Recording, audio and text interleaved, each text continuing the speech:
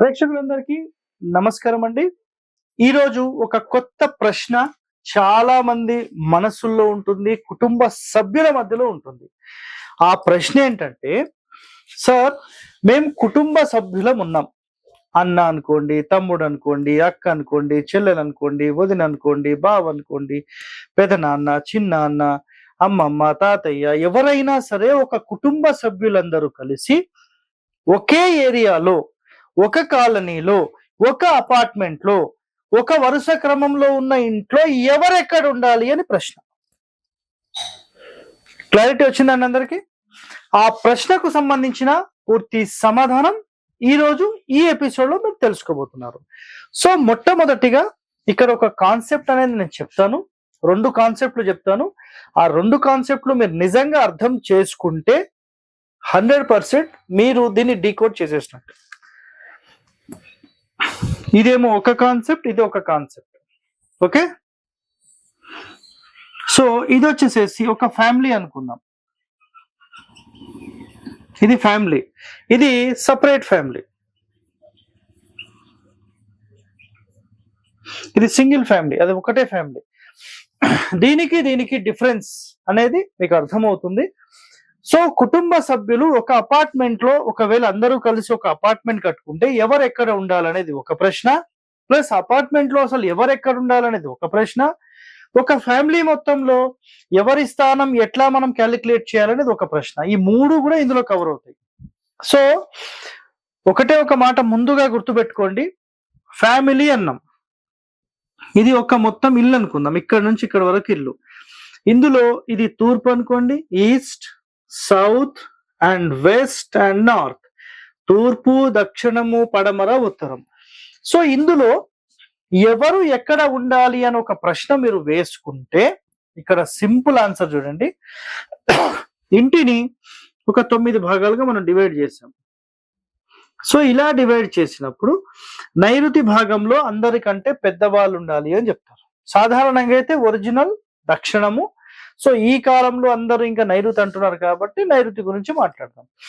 So ప్రధాన వ్యక్తి ఇక్కడ ఉండాలి, first person of the house, and second person దక్షిణం, and third person, and fourth person, and fifth person.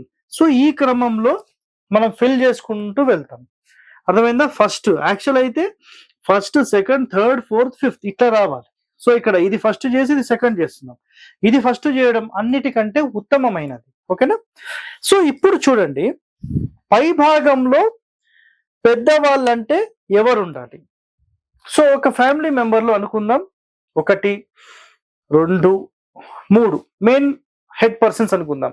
అంటే father, okay, next big son and small son, అంటే తండ్రి, పెద్ద కొడుకు, చిన్న కొడుకు, ముగ్గురం అనుకుందాం. రైట్, తండ్రి వచ్చేసేసి దక్షిణంలో ఉన్నాడు, no problem. And first son ఇక్కడ ఉన్నాడు, సెకండ్ ఇక్కడ ఉన్నాడు, నో ప్రాబ్లం. ఇక్కడ అయితే ఇక్కడ ఉండొచ్చు, నో ఇష్యూ. రైట్, ఇప్పుడు ఒక అపార్ట్మెంట్ కి సంబంధించి ఏంటి, ఒక ఫ్యామిలీకి సంబంధించి ఏంటి అన్నప్పుడు గుర్తుపెట్టుకోండి, ఒక ఇంటి లోపల మాత్రమే ఒక కాంపౌండ్ ఎప్పుడైతే డివైడ్ అయిపోయి ఒక ఇంటి నిర్మాణం జరిగిపోయిందో అలాంటి ఇంటి నిర్మాణంలో కేవలం పెద్దవారి స్థానం అనేది దక్షిణం వైపుకి వస్తుంది, దాని తర్వాత స్థానం నైరుతికి వస్తుంది, దాని తర్వాత పడమర, వాయువ్యం, ఉత్తరం, ఇలా మీరు స్థానాలను డిసైడ్ చేయాలి. ఇది ఒక కండిషన్. ఇది అయితే మరి ఇక్కడ గుర్తుపెట్టుకోండి, ఫాదర్ పెద్దవాడా, పెద్ద కొడుకు పెద్దవాడా, చిన్న కొడుకు పెద్దవాడా? ఆ క్వశ్చన్ సరిగా చూసే పెడుతున్నారా సార్? మీరు ఏం క్వశ్చన్ వేస్తున్నారు? తండ్రే కదా పెద్దవాడు. Wrong system. అందుకనే ముందు కాన్సెప్ట్ ఏంటో తెలుసుకోండి, తెలుసుకున్న తర్వాత మాట్లాడండి.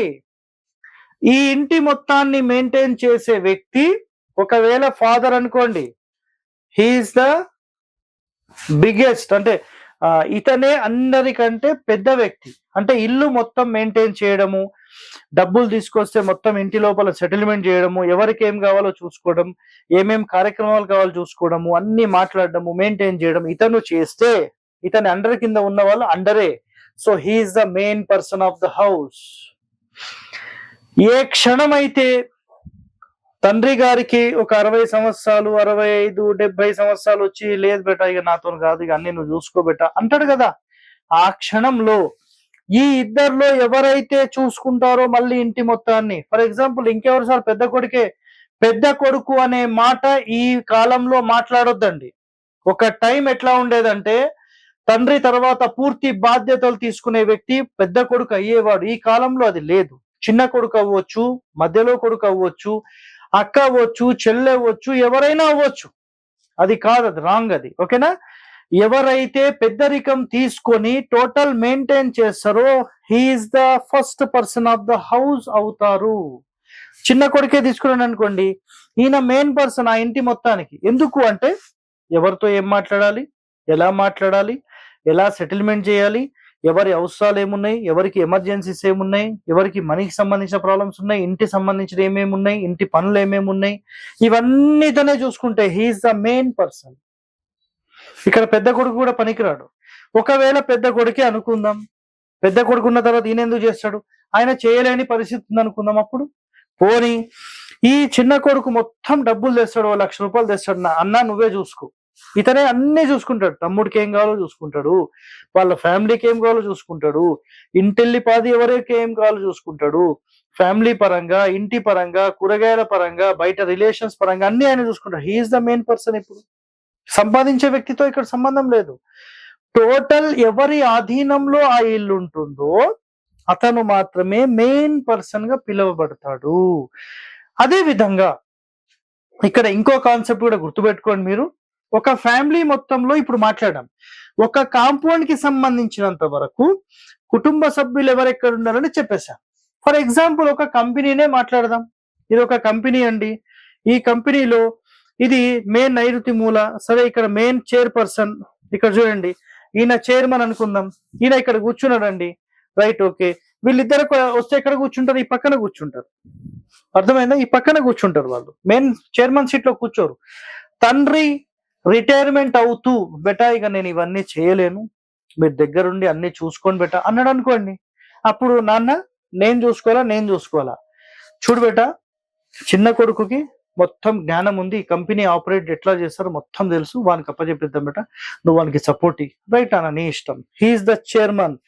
ఇప్పుడు ఈ కంపెనీకి మెయిన్ పర్సన్ ఎవరు అంటే ఈయన, సెకండ్ సన్, ఫస్ట్ ఆయన కాదండి. సో ఆ కంపెనీ మొత్తంలో కూడా ఫస్ట్ మర్యాద ఇచ్చేది ఈయనకు. ఈయన తర్వాతనే పెద్ద కొడుకుకి ఇస్తారు. తండ్రి గారు ఎప్పుడన్నా వస్తే ఆయనకి ఇస్తారు. ఒకవేళ చిన్న కొడుకు చూసుకోలేని పక్షంలో ఇంకొక మేనేజర్ వచ్చాడు అనుకోండి, మేనేజర్ ఇంకో వ్యక్తి థర్డ్ పర్సన్, అతనే మెయిన్ అవుతాడు. వీళ్ళిద్దరు కూడా కాదు, మళ్ళీ వీళ్ళు సెకండరీ పర్సన్స్ అయిపోతారు. అర్థమైందా మీకు? ఇక్కడ వరకు నేను అసలు ఈ పెద్దరికానికి సంబంధించి ఎలా డివైడ్ చేయాలి, ఎలా చెక్ చేయాలనే విషయం చెప్పాను కదా. సో ఇప్పుడు చాలా మంది మదిలో ఏముంటుందంటే, సార్ మేము ఒక అపార్ట్మెంట్ కట్టుకున్నాం, మేమందరం ఫ్యామిలీ మెంబర్స్ అందరం కలిసి ఒక అపార్ట్మెంట్ కట్టుకున్నాం, అయితే ఏ ఫ్లోర్ లో అన్ను ఉండాలా, తమ్ముడు ఉండాలా, చెల్లు ఉండాలా, అక్కు ఉండాలా, ఇవన్నీ పరేషాన్లు మాకున్నాయి. సో మా గురించి వీటికి సంబంధించిన సమాచారం చెప్పండి. సరేనండి, ఇక్కడ చూడండి, టోటల్ ఒక 6 ఫ్లాట్స్ తీసుకుందామండి. 1 2 3 4 5 6. సింపుల్. ఇక్కడ మీకు ఒకటే ఒక ఆన్సర్ ఇస్తాను నేను. సాధ్యమైనంత వరకు ఒక ఫ్యామిలీ మెంబర్స్ లో గుర్తుపెట్టుకోండి, అన్న తమ్ముడు అపోజిట్ ఉండొద్దు, మన ఫ్యామిలీ మెంబర్స్ అపోజిట్ ఉండొద్దు అంటారు. పక్క పక్కన అయితే ప్రాబ్లం లేదు. బట్ గుర్తుపెట్టుకోండి, అపోజిట్ ఉన్నా పక్క పక్కకున్నా 100% ఇది కొంత family disturbances and privacy problem ని క్రియేట్ చేస్తుంది. పూర్వం కొన్ని పుస్తకాలు, కొన్ని గ్రంథాలు చదివినప్పుడు దాంట్లో ఏం చెప్పారంటే, చెల్లెలు ఎంత దూరంలో ఉండాలంటే మన ఇంటి బయట లైట్ వేస్తే వాళ్ళ ఇంటికి ఆ లైట్ టచ్ కావద్దు, అంత దూరం ఉండాలి అని చెప్పారు. ఎందుకు ఉండాలంటే, ఒక మన ఫ్యామిలీ మెంబర్స్ లో ఎవరైనా వాళ్ళు ఏదో చిన్నగా అరుసుకోనో తిట్టుకోనో ఏదో తిట్లు పడుతూ ఉంటే, ఒకవేళ పక్కిల్లే అనుకోండి, ఆ బావగారు అంటే మన చెల్లె పక్కన ఉందనుకోండి, బావగారు ఎప్పుడు తిడుతూ ఉంటే, నీ అమ్మ మా బావ ఎప్పుడు మా చెల్లెల్ని తిడుతూ ఉంటాడని మనము అసహించుకునే స్థాయికి వెళ్ళిపోతాం. అదే వాళ్ళు దూరం ఉన్నారనుకోండి, మీకు ఎలాంటి అరుపులు వినపడవు. అయితే వాళ్ళ ఫ్యామిలీ లైఫ్ వాళ్ళు లీడ్ చేసుకుంటూ ఉంటారు. వాళ్ళ ఇంటి సమస్య ఏందో వాళ్ళిద్దరికి తెలుసు, మీకేం తెలుసండి? మీరు అలాగే చేస్తారు కదా. ఒక ఎగ్జాంపుల్లో ప్రతి ఇంట్లో అలాగే జరుగుతుంది. సో ఇలాంటి ఫ్యామిలీకి సంబంధించిన ఇన్ఫర్మేషన్స్ ఒకరికి తెలియకుండా దూరం ఉండాలనేది ఇక్కడ కాన్సెప్ట్. క్లారిటీ వచ్చిందా మీకు? దూరంగా ఉండడం వల్ల ఈ ప్రైవసీ ప్రాబ్లం కి ఎలాంటి దోషం ఉండదు. ఒకళ్ళు ఫస్ట్ ఫ్లోర్ లో ఉండండి, ఒకళ్ళు సెకండ్, ఇట్లా డైరెక్ట్ గా ఉండండి, ఏమీ కాదు. ఎవరు ఏ ఫ్లోర్ లో అయినా ఉండొచ్చు. ఒక ఇండివిజువల్ గా డివైడ్ అయిన తర్వాత ఎవరు ఎక్కడైనా ఉండొచ్చు. ఇది గుర్తుపెట్టుకోండి, రాసి పెట్టుకోండి. మీకు ఒకరిక్కడ అసలు ఇద్దరి మధ్యలో ఇంకోళ్ళు ఉన్నారు అనుకోండి, ఎవరో థర్డ్ పార్టీ, నో ప్రాబ్లం, ఇద్దరికి డిస్టర్బెన్స్ ఉండదు. ఇదిగోండి ఇట్లా ఉండండి, డిస్టర్బెన్సే లేదు. బట్ గుర్తుపెట్టుకోండి, ఫ్యామిలీ మెంబర్స్ లో అపోజిట్ సేమ్ డోర్స్ ఉండొద్దు. ఒకరు పడమర సెంటర్ పెట్టారు అనుకోండి, ఇంకొకరు తూర్పుకి ఈశాన్యం వైపుకి జరపాలి. లేదా వాళ్ళు నైరుతి నుంచి 4th ప్లేస్ లో పెడితే మీరు ఈశాన్యం నుంచి 4th ప్లేస్, అంటే అపోజిట్ డోర్సే మీరు మెయింటైన్ చేయొద్దు, పక్కకు ఉండాలన్నమాట. అలా 100% మీరు చేస్తే 100% మీకు ఎలాంటి దోషం లేదు. నేను చెప్పిన కారణాలే ప్రధానమైనవి. కావాలంటే మీరు అబ్జర్వ్ చేయండి, దీనికి సంబంధించిన పూర్తి పరిశోధన మీరు చేయండి, దీని గురించి పూర్తిగా మీరు తెలుసుకుంటారు. సో ఇలాంటి వాస్తు రహస్యాలు మీరు తెలుసుకోవాలంటే మన ఛానల్ ని సబ్స్క్రైబ్ చేయండి, లైక్ చేయండి, గంట బొమ్మను కూడా యాక్టివేట్ చేయండి. So stay tune to our channel. Thank you అండి, ధన్యవాదాలు. హిట్ టీవీ యాప్, ఇందులో short news, live news, entertainment shows, movies, digital magazines తో పాటు మీ జిల్లా వార్తలను కూడా ఫ్రీగా చూడొచ్చు. అంతేకాదు కేజీ నుంచి పీజీ వరకు విద్యార్థులకు స్కాలర్షిప్ కూడా అందిస్తున్నాం. ప్రతి వారం 10 మందికి లక్కీ డ్రా ద్వారా ఒక్కొక్కరికి 10,000 రూపాయలు అందిస్తున్నాం.